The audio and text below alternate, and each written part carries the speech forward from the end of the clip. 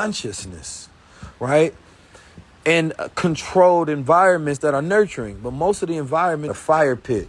You got deer running around. You have creeks of water to where it allows your consciousness to have an elevated expression to where you don't get stuck into these boxes, because in the world that we live in, everything is a box. It's a square. It's a rectangle, right? Nature doesn't design like that. Nature designs, without restriction. It designs for flow. It designs like electricity, right? If you look at a tree and you look at the roots of a tree and then you look at the branches of a tree, it follows the shape of how electrical energy goes outward into the world.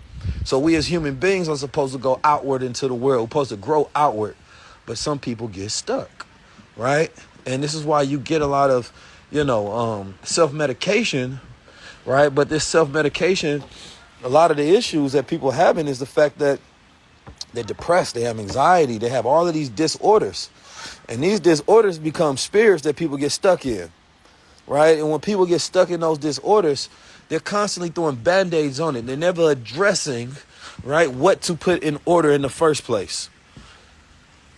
They're not addressing that, right?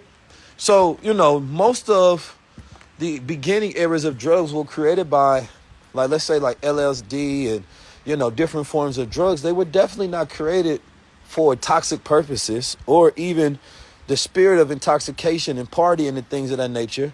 Some of them was made specifically as medicines, right? When the ancients and ancestors used ayahuasca and LSD and mushrooms, right? These were people that were in tune with who they are as well, right? Some of you all do it in environments, and what you realize is that you're surrounded by demons and that you are one as well, right? This is what some people get stuck with. I've seen people do shrooms and they've become a different spirit completely. Like, I've seen like people that I know and I tried to like tap them into their spirit. I'm like, yo, what happened to you? You was a shell of yourself. They had to come back down and take control of their own body, so there's most people that are pro something will never tell you the good, the bad, and the ugly of something. Me, I don't care. I'm going to tell you the good and bad and the ugly of it all.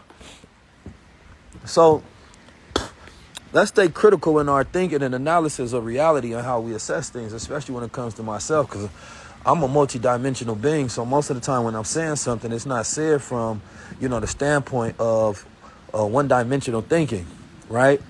And I want us to be critical in our analysis of the world and of each other in the way we do things, because it gives us more power, right? It gives you more power. We are not a organism that is collectively, unified whatsoever. We unify sometimes on ideas and agendas that the world is currently expressing. So some people are unified in the idea that they are anti-masculation movement, right? And then some people are pro-masculation. So those people find unity in the ideologies that both of them are committed to fighting for and uniting under, right? But those people are not actually united on a daily basis. They just find commonality in moments of time. Then you have gender war. So women unite with women, men unite with men, but then women have the greatest level of, disagreement with each other when it comes to women, and women empowering each other more and being able to do business with each other without ego, right? But when it comes to hate the man, that's a unified thing, right? And it's a thing based on the feeling of loneliness, connected and a part of something, so they add to it, They add to these conversations and these fears, but they ain't real, man.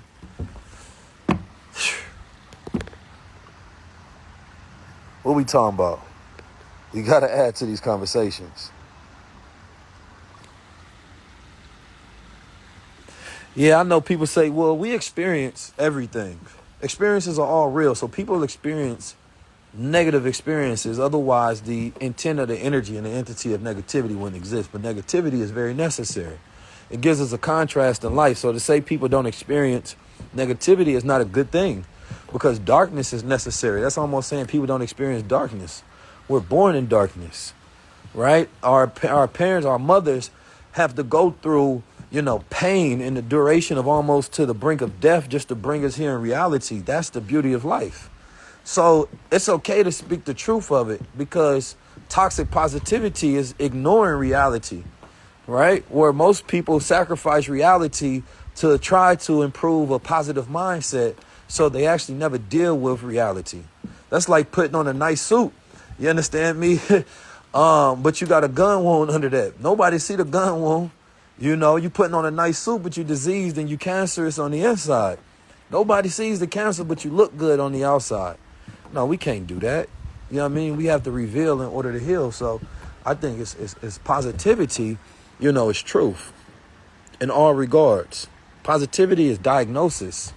You know, when a doctor tells you a diagnosis, you know, he be like, yo, you come in here and you got this so-and-so disease. That was positive what he did because he just revealed the truth. That wasn't negative, right? It's the same thing in life. And most people don't know how to take true diagnoses when we're dealing with people. So some things considered to be criticism, but it's a diagnosis, right? And nobody walks out of that diagnosis and say, well, listen, the doctor, you know, just live your life. Forget what the doctor said. Like, no, you got to actually listen. You've been diagnosed. Gnosis comes from the word knowledge, right? So, yeah, you've been revealed knowledge of your circumstance and what's going on with you. And too many people choose to ignore the knowledge that has been revealed to them when they can diagnose themselves and move forward. Y'all can't, some things ain't negativity. Some things ain't, you know, a person getting at you. Sometimes you getting a diagnosis. And every doctor ain't go and take a Hippocratic oath in school. You know, some doctors, anybody that speaks truth to you is a doctor. A person that leads you in the right direction is a doctor. They're healing you. They're improving you. They're giving you guidance. You know, before there was the administration, you know, that was created of Hippocratic oath and, you know, to create this medicinal system, there were doctors before, right? The legal order of doctors and hospitals. We've been had healers and doctors. We've had it throughout eternity and time. You know, you go to a psychologist does what? They help you reveal and diagnose yourself to yourself. That's a doctor. That's a doctor of the mind, though, right? So we have people in our corners a lot of time trying to give us diagnoses, but we take it as criticism. We take it as negative, and we think we got to defend ourselves. But I promise you, you don't go to that hospital and be like, nah, doctor, I ain't got cancer. Doctor, I ain't got tumor. No, I ain't got this. You don't know what you're doing. Some people do that. No, run another test, run another test, run another test. And it ran all these tests. Now everybody's telling you the same thing. Everybody telling you the same thing. That's how it is in life. You got so many people telling you the same thing, and you don't want to believe it.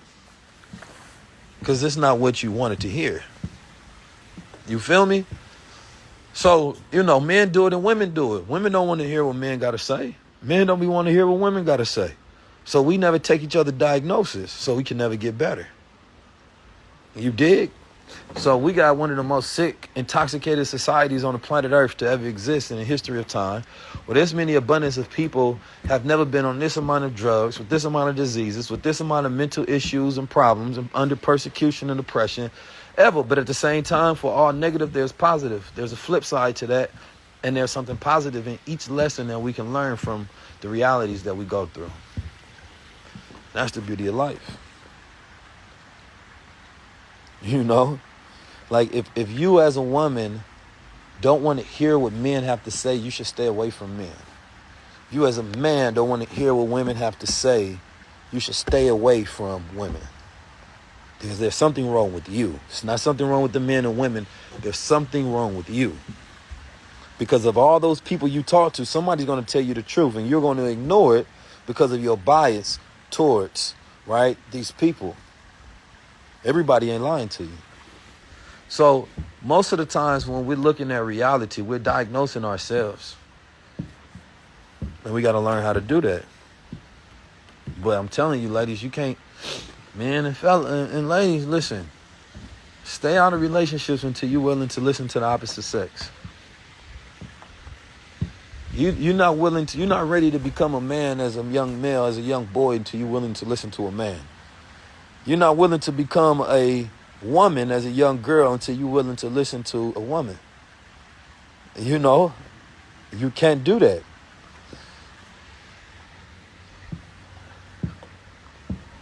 So that goes towards schooling, because we always learning, right? We learn from people and we become them because we become a disciple of them. So we learn the discipline and they teach us the way. So you have to learn the way. What is the way of manhood? What is the way of womanhood? So these are more important questions to address that most people are not getting to when we have these conversations. And that's why I don't do a podcast. I do a show. Podcast sometimes can just be, a circus of talking in circles. And people want to just hear themselves. There's no real production behind it.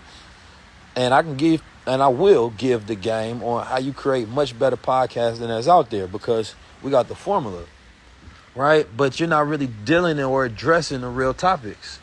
Here are people that have the issue are, so by the time you speak, you're not speaking from the same place of trauma and filth. It's a different type of reality. So, these people that be ready to speak on everything, you just got out of a traumatic relationship. You hurt on the inside and you can't wait to go on the microphone. And it's impossible for you to not be biased to go talk about men or women or talk about the world. We don't want to hear, go heal first. Go get yourself together. You understand me? We need real men and women, that are actually in better places in life. They got a good head on their shoulders, that are grown, that know the way of. Those are the ones that need to be mobilizing. Otherwise, you got a bunch of fools following fools. And you can relate to them. That's not a good thing. This person just got out of the most toxic relationship of their life. You listening to them and you can relate to them. You supposed to be like, I can't relate to that. But you think it's a good thing that you can relate to them. Y'all be listening to the craziest, stupefied people to exist. And you be sitting there, damn, I feel what bruh's saying. And it make you feel connected. That's not good. I be listening to these podcasts, the issues that people be having, but I can't relate to that at all. Boy, I be so happy. I'm so glad I can't relate to that. Boy, I can't relate to that. You know what I'm saying? I can't relate none of that. You feel me? So we got to you gotta be careful with the things you celebrate. Cause when you have relations, you have a relationship to things. So what is your relations to it? When you can relate to something, that's a relationship. So when you hear somebody with trauma and you can relate to it, that's because you have a relationship to it. Come on, man. Listen, my lives is better than 99.9% of the podcasts that's out there. We all know this. I'm just saying it out loud. So I don't like relating to people. I'm gonna just give y'all this key, man. Relating to people and being impressed are very two dangerous entities to connect yourself to. Being impressed allows you to be open to manipulation. And relating things will have you creating relationships and connections to things that you shouldn't. Right? And then you celebrate the connection to those things, even though it ain't good. Boy, I can relate to those niggas. Boy, I tell you, boys bit that. Yeah, no, I don't relate to none of that weirdo stuff. I don't relate to none of them issues cats be having with ladies and stuff like that. Even if I go through something, I'm still not going to have a relationship with it. I ain't saying I don't go through nothing. I ain't saying I'm perfect. But I'm just not about to have a relationship with it. That's different. Now, that's cool. But ain't no relationship happening with that issue. Man, motherfuckers have a whole relationship. They set up their whole life around it. No, we done with it. So anyway, man, listen. I'm about to shoot a high-level conversation. And it's one y'all been asking for. And it looks like our guest just arrived. So I'm going to holler at y'all in a little bit, man. I hope y'all can relate to that.